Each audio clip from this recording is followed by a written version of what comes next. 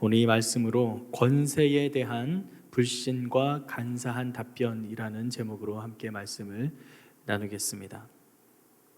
어제 우리가 말씀을 살펴보면서 예수님께서 성전에 예루살렘 성에 입성하기 전 그 예루살렘을 바라보시면서 눈물을 흘리시는 장면, 바로 예루살렘의 그 본질이 상실된 모습을 보았습니다. 또한 그 성전에 들어가셔서 성전 또한 그 본질을 상실하고 하나님의 말씀이 사라지고 강도의 소굴로 변해버린 그 모습을 보고 예수님께서 정화하시는 장면을 보았죠.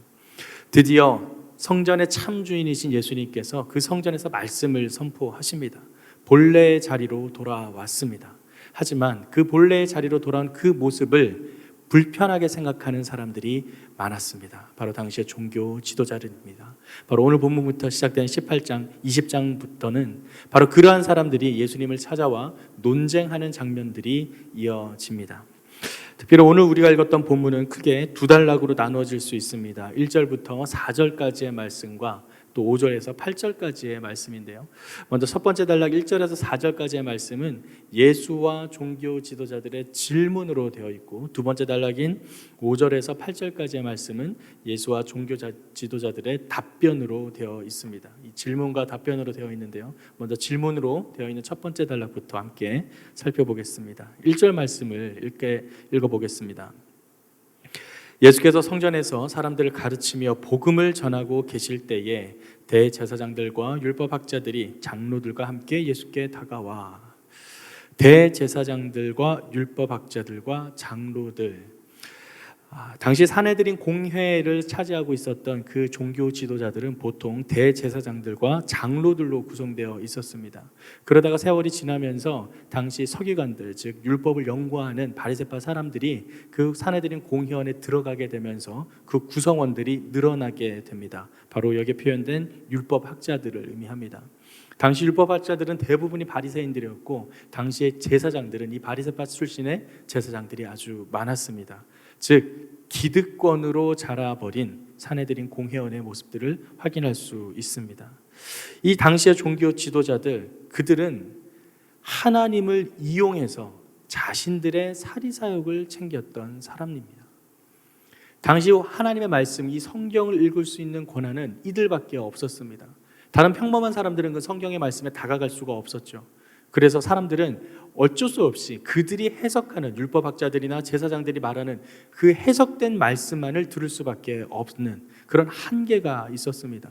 그러다 보니 이들은 그들의 그러한 위치를 이용해서, 하나님을 이용해서 자신들의 유익을 탐했습니다. 그런데 드디어 그 성전 안에 하나님의 말씀을 온전히 가르치고 그들이 봤던 그 진리를 제대로 가르치는 사람이 등장합니다. 바로 예수입니다. 그래서 예수님이 어떻게 하시는가? 아까 1절 말씀 초반에 보면 사람들을 가르치며 복음을 전하고 계실 때라고 합니다. 사랑하는 성도 여러분, 복음이 뭡니까? 바로 예수 그리스도입니다. 우리에게 있어서는 예수 그리스도 자체가 복음입니다. 그런데 당시의 사람들에겐 이 복음은 무엇인가? 바로 하나님의 말씀이 온전히 제대로 가르쳐지는 것 자체가 복음이었습니다. 당시 그들은 예수님의 존재에 대해서 알 수가 없었습니다. 예수님은 단지 그 당시에 수많은, 예수라고 이름하는 수많은 사람들 중에 한 명이었습니다. 그런데 그 수많은 사람 중에 한 명이 하나님의 말씀을 전하고 있는데 이전에 듣지 못했던 말씀들을 가르치고 있는 것입니다. 이전에 그들이 서기관들과 바리새인들과 또 율법학자들, 제사장들을 통해 들었던 말씀과는 다른 말씀을 지금 성전에서 듣고 있는 것입니다. 그들에게는 복음이었습니다.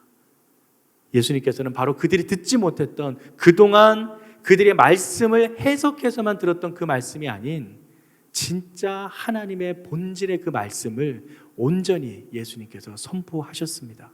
바로 복음이었던 것이죠. 그런데 그러한 복음이 그동안 율법학자, 대제사장과 제사장들이 가르쳤던 그 말씀의 해석과는 상충됩니다. 그러니 이 종교 지도자들 가만히 있을 리가 없습니다. 예수님께 다가와 따지면서 오히려 예수님을 모함하려 드는 것입니다.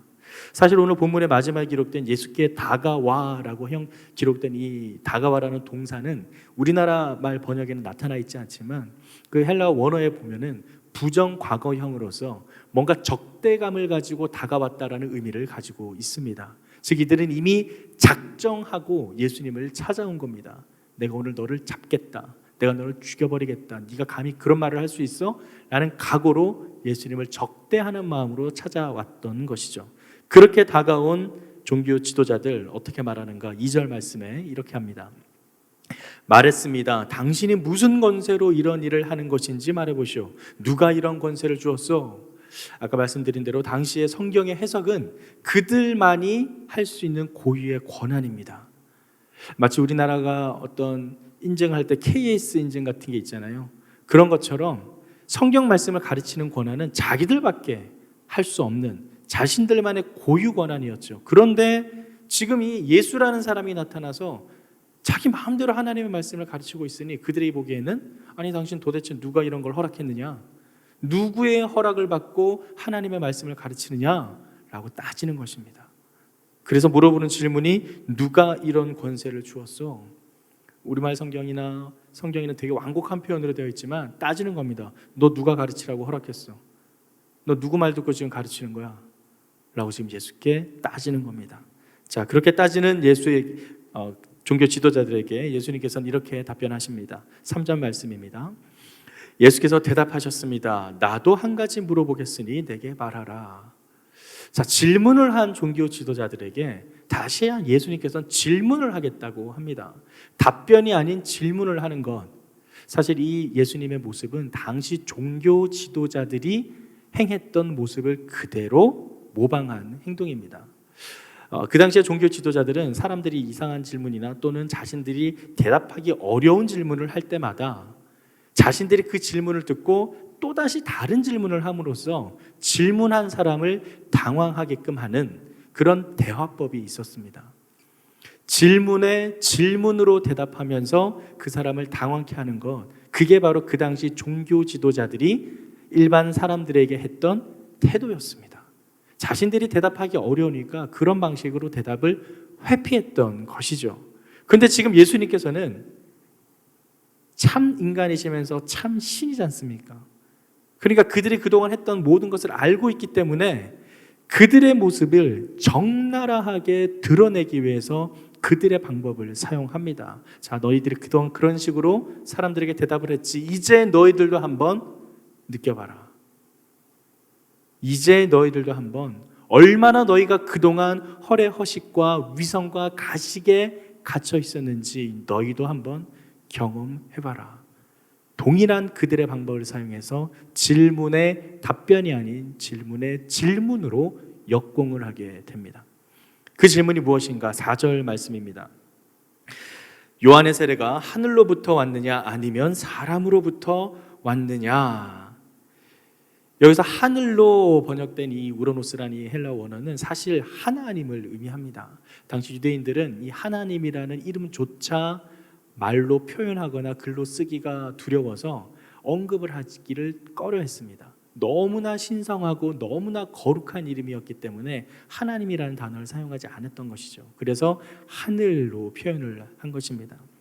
자, 세례가 하늘로부터 왔느냐 아니면 사람으로부터 왔느냐, 즉 이 하늘은 하나님을 상징하고요, 이 사람은 그 하나님에 대적하는 그 반대적인 세력을 의미합니다.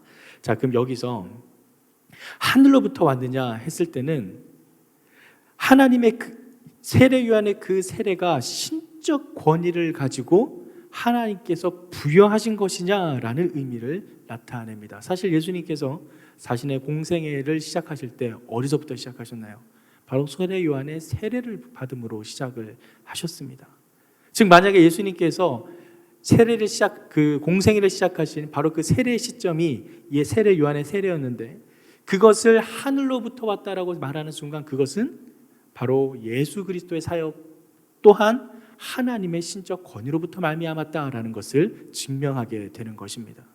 하지만 이제 거꾸로 말했을 때 아니면 사람으로부터 왔느냐라고 따진다면 그것은 오히려 사람들이 그를 선지자로 보기 때문에 오히려 그들을 더욱 당하게 하게 되는, 질문 자체가 답변하기 어려운 딜레마에 빠지는 질문이 되는 것이죠. 바로 이 질문을 통해서 예수님께서는 세례 요한의 세례가 참된 세례였다라는 것을 증언함과 동시에 바로 지금 내가 가르치고 있는 이 복음 또한 하나님으로부터 왔다라는 것을 역설하며 증명하고 있는 것입니다. 이 종교 지도자들은 이런 질문을 한 번도 평생에 들어본 적이 없었고, 이런 질문 또한 답변을 하기 어려운 질문인 것입니다. 바로 이렇게 질문 대 질문으로 답함으로써 예수님은 오히려 그들의 마음을 솔직하게 드러내며 그들이 그동안 얼마나 가식적으로 살아왔는지를 보여줍니다. 사랑하는 성도 여러분, 우리의 마음 가운데 정직함이 자리하기를 소망합니다.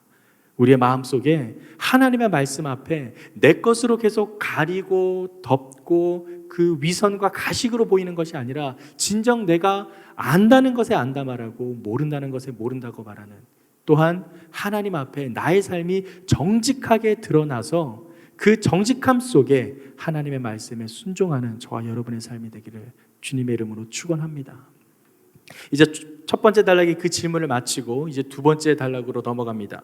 두 번째 단락에서는 답변들이 기록되어 있는데요. 먼저 바리새 그 종교 지도자들의 답변부터 살펴보겠습니다. 5절에서 6절까지의 말씀을 함께 읽겠습니다.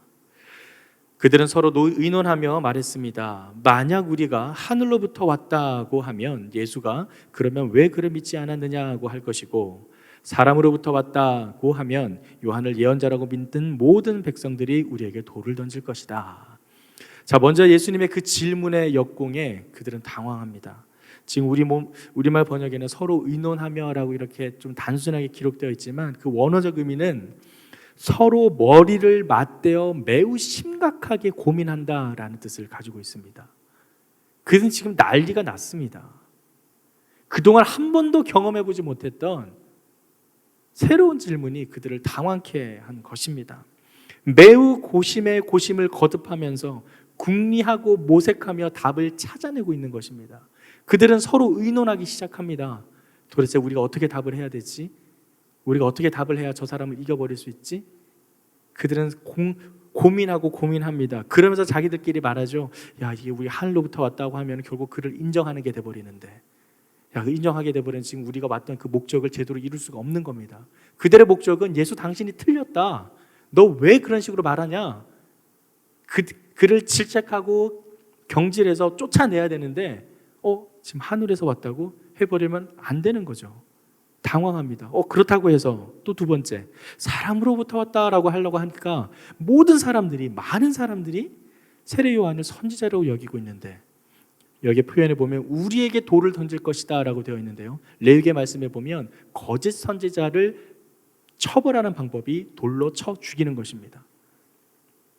거짓 선지자가 돌로 쳐 맞듯이 마치 우리가 그 레위기의 법대로 돌로 쳐 맞을 것 같다라는 두려움에 휩싸이는 것입니다. 사실 이들의 마음에 그 저 깊은 마음속에 깔려있는 저변의 마음은 무엇인가? 바로 그들은 사람의 시선에 흔들리는 것입니다. 그들이 두려워했던 것은 하나님의 말씀이 아니었다라는 것입니다. 사람의 평가와 사람의 판단, 사람들이 보는 시선과 평판에 더 그들의 마음이 있었다라는 사실입니다. 그들은 하나님의 말씀을 두려워하기보다는 사람들이 나를 어떻게 볼까? 사람들이 나를 어떻게 평가할까? 바로 외적으로 드러나는 평가에 더 많은 관심이 있었고, 그들의 두려움은 밖에 있었습니다. 우리가 진정으로 두려워하고 경외해야 될 대상 여호와 하나님, 그들은 여호와 하나님을 두려워하지 않았습니다. 그들이 두려워했던 것은 사람들의 평가였으며, 그들이 무서워했던 건 바로 그 평가에서 자신들이 떨어져서 그들이 누리고 있었던 그 기득권을 누리지 못하게 될까 두려웠던 것입니다. 사랑하는 성도 여러분, 우리가 진정 두려워야 할 대상은 오직 한 분 여호와 하나님인 줄 믿습니다. 사람의 시선을 두려워하는 것이 아니라, 사람들의 평가를 무서워하는 것이 아니라, 우리의 겉으로 드러나는 외면적인 것에 흔들리는 것이 아니라, 어떠한 상황 속에서도 우리의 중심을 이끄시는 여호와 하나님 한 분만을 붙잡고 그분만을 두려워하는 삶을 살아가는 저와 여러분이 되기를 간절히 소망합니다. 이들은 그러지 못했습니다. 그래서 그들은 시시때때로 나타나는 그 상황과 환경 속에 사람들의 말 속에 휘둘리며 흔들립니다. 당장에 예수님을 모함으로 예수님을 좀 공경에 처하게 하려고 했던 그들의 작전마저도 예수님의 생각지도 못한 뜻밖의 질문에 그들은 흔들리기 시작합니다. 그들은 중심이 없기 때문입니다. 그들의 중심 속에는 진리가 있는 것이 아니라, 하나님이 있는 것이 아니라 사람들의 평가와 자기 자신이 있었기 때문입니다. 그래서 그들은 계속 흔들립니다. 그래서 답변을 찾지 못하고 어리둥절하며 당황하기 시작하죠. 그래서 그들이 꺼내놓은 답변, 아주 가관입니다. 7절 말씀을 함께 읽겠습니다. 7절 말씀. 그래서 그들은 대답했습니다. 어디로부터 왔는지 우리는 모르겠소. 이 모르겠소에 동그라미를 많이 치십시오. 이 모르겠소, 사실 아까 전에도 말씀드렸지만 이 모른다라는 말은 상당히 위대한 말입니다. 정말로 아는 사람은, 정말 참된 것을 제대로 아는 사람은 자신이 무엇을 모르는지 정확하게 말할 수 있습니다. 참 진리를 정확하게 알고 참 진리에 대해서 제대로 알고 있는 사람은 내가 무엇을 알고 무엇을 모르는지 확실하게 말할 수 있습니다. 제가 철학을 공부할 때 항상 교수님께서 얘기하신 것이 있었습니다. 정직하게 아는 건 안다 하고 모르는 건 모른다고 얘기하라고. 괜히 아는 척 하다가는 오히려 더 큰 논리적 오류에 빠지게 된다고. 그래서 사실 이 모른다는 표현은, 이때의 이런 모른다의 표현은 긍정의 모른다입니다. 하지만 지금 이 종교 지도자들이 말하고 있는 모르겠소는 그 긍정의 모른다가 아니라 부정의 모른다입니다. 사실 이들은 모르겠소라고 대답하면 안 됐습니다. 이건 솔직한 표현이 아닙니다. 그들은 모르겠소가 아니라 사실 대답하기 싫습니다가 맞습니다. 그들의 솔직한 심정은 당황한 겁니다. 자신들의 모략이 드러났고 계략이 드러났고 자신들의 작전이 들통났습니다. 그래서 그 작전을 실현할 수 없으니 대답하기 싫어. 이게 솔직한 대답입니다. 그런데 그들은 그 솔직한 대답을 피해서 나 몰라요 라고 아주 의연한 척, 그들의 작전이 숨겨지고 가려져서 난 그냥 모르겠어요 라고 겉으로 드러나 허둘러서 그렇게 이야기를 하는 겁니다. 이것은 단지 그 답변을 회피하는 것이지 긍정의 모른다의 의미가 아닙니다. 이들은 부정의 모른다, 그저 답변을 회피하고 맙니다. 이러한 모습을 보고 예수님께서는 이렇게 대답하시죠. 8절 말씀을 함께 읽겠습니다. 예수께서 대답하셨습니다. 그렇다면 나도 무슨 권세로 이런 일을 하는지 너희에게 말하지 않겠다. 이들의 표현과 예수님의 답변을 비교해 보십시오. 얼마나 차이가 납니까? 예수님은 모른다 하지 않습니다. 오히려 그들이 말한 태도를 보고 그렇다면 나도 너에게 답변하지 않겠다라고 이야기를 합니다. 여기서 지금 나도라고 있는 주어가 굳이 적혀 있는데요, 우리나라 말에서는 이 주어와 동사가 정확하게 구분이 되면서 누가 말하는지를 알 수 있는 주어가 항상 존재합니다. 그런데 헬라어나 히브리 원어에서는 주어 자체가 동사에 이미 인칭이 포함되어 있습니다. 그래서 동사만 보더라도 이 동사가 누가 말했는지, 내가 말했는지, 너가 말했는지, 그가 말했는지, 그녀가 말했는지, 그들이 말했는지 이게 표현이 될 수 있습니다. 그래서 굳이 동사 외에 주어를 쓰지 않아도 되죠. 그런데 이 문장에는 주어가 굳이 적혀 있습니다. 무슨 의미인가? 바로 예수님이 내가 너에게 말하지 않겠다라는 것을 주어의 의지, 예수님의 의지를 강조하고 있는 표현입니다. 나도 너에게 말하지 않겠다라는 것입니다. 예수님께서 강한 의지로 너희들에게는 답변할 필요도 없다, 답변할 일고의 가치도 없다라는 것을 강조하는 것이죠. 결국 예수님을 모함에 빠뜨리려는 그들의 의도는 오히려 그들의 영적 무지가 드러나는 것으로 마무리가 됩니다. 그들은 아무것도 대답할 수 없었습니다. 대답할 수 없었는데 그 대답할 수 없음을 모면하기 위해서, 어느 정도 좀 있는 척하기 위해서 모르겠소라고 했지만 결국 그들은 그들의 영적 무지가 이 정도밖에 안 된다는 것이 탄로나게 되는 것이죠. 사랑하는 성도 여러분, 진리 앞에 온전히 나아가는 저와 여러분이 되길 소망합니다. 진리는 결국 밝혀지게 되어 있습니다.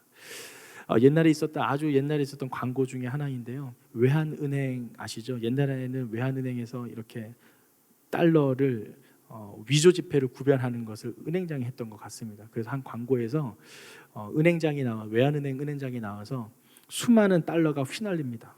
그리고 막 이렇게 위조 지폐와 진짜 지폐가 막 휘날리는데 거기서 단번에 외환은행장이 진짜 달러를 딱 찾아냅니다.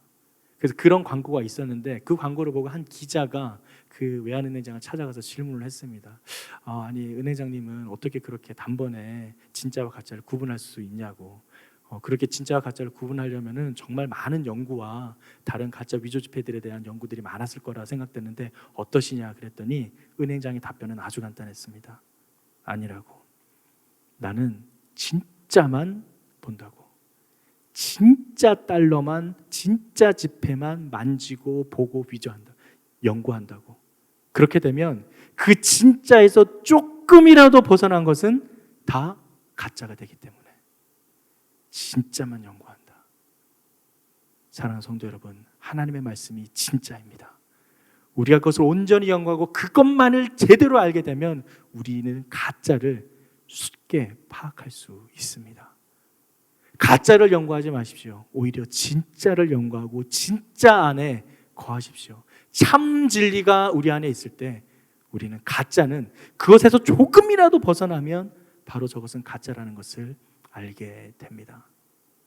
지금 이 종교 지도자들 사실 진짜가 나타났음을 보고 두려운 것입니다. 그들은 계속해서 하나님의 말씀을 받기 때문에 무엇이 진짜인지 알았을 겁니다. 하지만 그것을 인정하기가 싫은 겁니다. 왜냐? 자신들의 기득권이 떨어질까?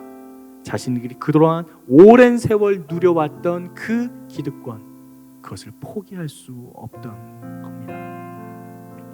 사랑하는 성도 여러분, 참 진리 안에 거합시다. 예수님께서 말씀하신 진짜 진리, 이 성경에 기록된 그 말씀 속에서 우리는 진정한 하나님께서 주시는 평화, 우리 어제 말씀에 보았던 그 평화를 누릴 뿐만 아니라 참된 생명의 언약 가운데 나아갈 줄 믿습니다. 오늘 하루 바로 그 참된 진리 안에 거하며 가짜에 휘둘리지 아니하고 외면으로 겉으로 드러나는 것에 휘둘리지 아니하고 사람들의 말에 휘둘리지 아니하고 오직 여호와 하나님을 두려워하며 그 말씀대로 살아가는 저와 여러분의 삶이 되길 주님의 이름으로 축원합니다.